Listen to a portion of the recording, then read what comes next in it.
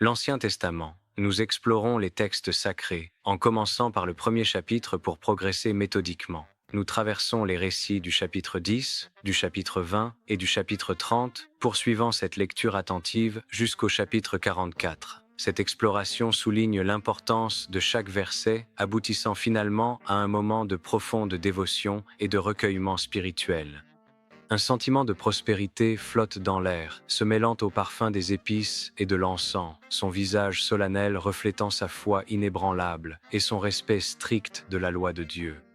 Voici un roi totalement dévoué à Dieu, un véritable guide spirituel pour son peuple. Pour lui, la foi et le dévouement envers Dieu ne sont pas de simples paroles, mais doivent être pleinement vécues.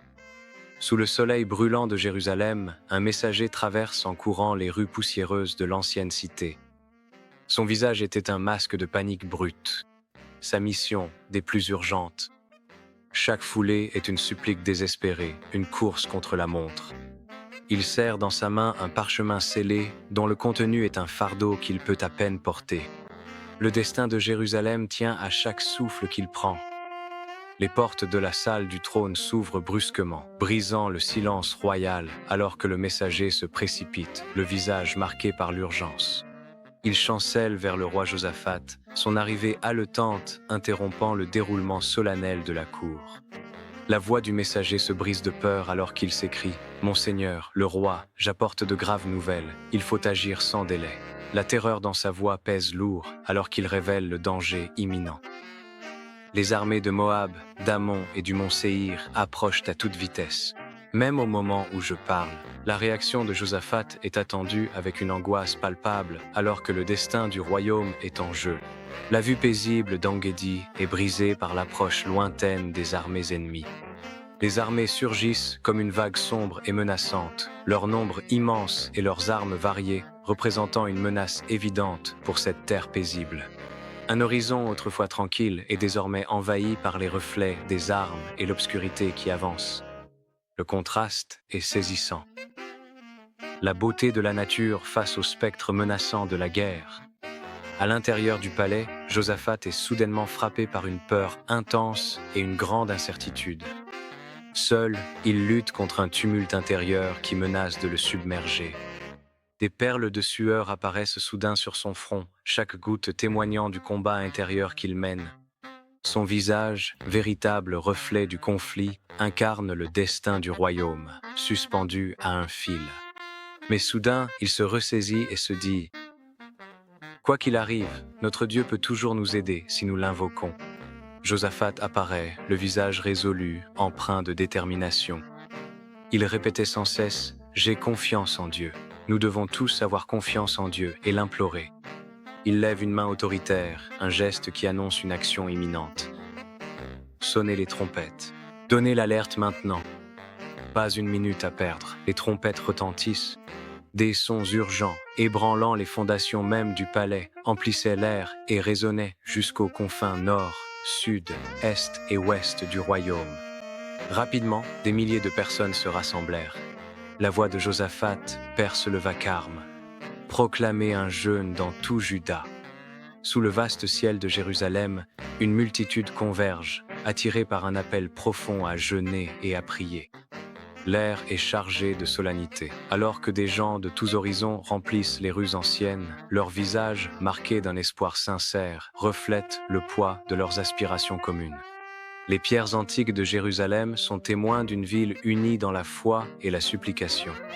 Un sentiment palpable d'unité enveloppe la ville tandis que des prières s'élèvent de chaque cœur. La cour du temple bourdonne d'une énergie fébrile alors que la foule se rassemble, les visages marqués d'inquiétude et d'une lueur d'espoir.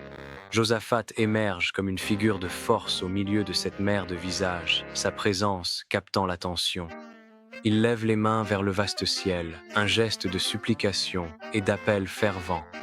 Sa voix, puissante et résonnante, perce les murmures anxieux, portant le poids du désespoir de son peuple. Chaque mot de la prière sincère résonne dans la cour, tel un phare de foi. En ces temps incertains, tous les regards sont tournés vers Josaphat, leur espoir collectif reposant sur sa dévotion inébranlable et sa supplication adressée aux cieux. Dans la cour du temple, Josaphat s'incline et prie à haute voix. Ô Dieu de nos pères, tout pouvoir t'appartient. Vois toutes ces nations hostiles qui se sont liguées pour nous envahir. Sa voix s'élève, résonnante. Bien qu'il nous ait pris par surprise, il ne pourrait jamais te surprendre. Bien qu'ils soient plus puissants que nous, ils ne le sont pas. Aussi puissants soient-ils, ils ne sont pas comme toi. Josaphat confesse l'impuissance totale de son peuple. Ô Seigneur, nous ne savons pas quoi faire, mais nos yeux sont tournés vers toi. Nous te faisons confiance pour nous enseigner ce que nous devons faire et venir à notre secours. Nous nous souvenons de la façon dont tu nous as aidés par le passé. Tu as accompli de nombreux miracles pour nous depuis les jours de nos pères, et nous t'en sommes reconnaissants. Nous avons besoin d'un autre miracle de ta part maintenant. Un silence s'abat sur la cour du temple, alors que la foule se rassemble, les visages pleins d'attente, les yeux tournés vers le ciel. Ils restèrent tous silencieux et immobiles pour entendre ce que Dieu allait leur dire. Jahaziel, un jeune homme parmi les prêtres, s'avance, baigné de lumière, le visage rayonnant d'une paix intérieure et d'une foi inébranlable. L'Esprit du Seigneur descendit sur lui. Ses yeux brillaient d'un éclat extraordinaire, et sa voix, si assurée et empreinte d'une telle foi, donnait l'impression qu'il venait d'un autre monde où la peur n'existe pas. Jahaziel dit, « Voici ce que dit le Seigneur. N'ayez pas peur et ne vous inquiétez pas de cette immense armée qui vous envahit. Demain, allez à leur rencontre. Mais vous n'aurez pas du tout besoin de les combattre. Pourtant, vous serez victorieux. Écoutez, mon peuple. Ce n'est pas à vous de livrer ce combat. Ce combat appartient au Seigneur. Allez simplement là-bas demain et prenez position. N'ayez pas peur et ne vous laissez pas abattre. La bataille appartient à Dieu. Tenez bon et soyez témoins de son salut, proclame Jahaziel, ses paroles résonnant avec une puissance divine. Jérusalem s'éveille à l'aube. L'armée de Juda se tient prête, obéissant au roi et aux serviteurs de Dieu. Ils savaient qu'ils étaient en infériorité numérique, mais ils croyaient au Seigneur, leur Dieu, et en son prophète. Les armures brillent, réfléchissant la lumière d'un nouveau jour, mais des ombres de doute passent sur les visages des soldats. Josaphat s'avance, sa voix résonnant avec conviction, un phare d'espoir au milieu des ténèbres qui s'amoncellent. « Frères, guerriers de Juda, s'écrie-t-il, ses paroles fendant l'air tendu du matin. Notre force ne réside pas dans le nombre, mais dans notre foi inébranlable et notre confiance en Dieu, proclame Josaphat. Une foi fervente s'est élevée dans le cœur des guerriers, la foi remplaçant la peur alors qu'ils se préparent au combat. Jérusalem s'éveille, enveloppée dans l'étreinte dorée du soleil. Une armée se rassemble, s'étendant à travers le paysage ancien. En attendant la bataille, des rangées de soldats se tiennent en formation, une force silencieuse et redoutable prête à défendre leur ville. Dans un retournement de situation surprenant, les soldats armés reçurent l'ordre de céder la place aux prêtres chanteurs et aux musiciens pour mener l'armée de Juda, leurs instruments étincelants. Ils commencèrent à louer et adorer Dieu avec joie. L'air vibre d'anticipation alors que les musiciens se préparent à mener leurs instruments prêts à défier toutes les attentes. La lumière du soleil danse sur les instruments polis, annonçant une bataille menée par la louange et l'adoration de leur Dieu, non par l'épée et la lance. Sous le soleil du matin à Jérusalem, les voix d'une chorale s'élèvent, leur chant devient un phare de foi, guidant les soldats vers le champ de bataille. L'armée suit, leurs visages mêlant détermination et appréhension, marchant vers leur destin. Chaque note du chant de la chorale résonne à travers la ville. Ils louaient la beauté de la sainteté de Dieu. Le champ de bataille attend alors que la foi et le devoir convergent au cœur de Jérusalem. À travers le désert brûlant, les armées ennemies avancent. Une marée apparemment sans fin de soldats. Le soleil se reflète de façon menaçante sur leurs armures, un spectacle aveuglant, annonciateur d'un destin funeste. Chaque pas soulève des nuages de poussière, le désert tremble sous le poids de leur avancée. Un horizon de chaleur et d'acier, une marche implacable vers un affrontement inévitable. Sur le champ de bataille, les voix des chanteurs s'élèvent, emplissant l'air d'une puissance céleste. La confusion balaie les rangs ennemis.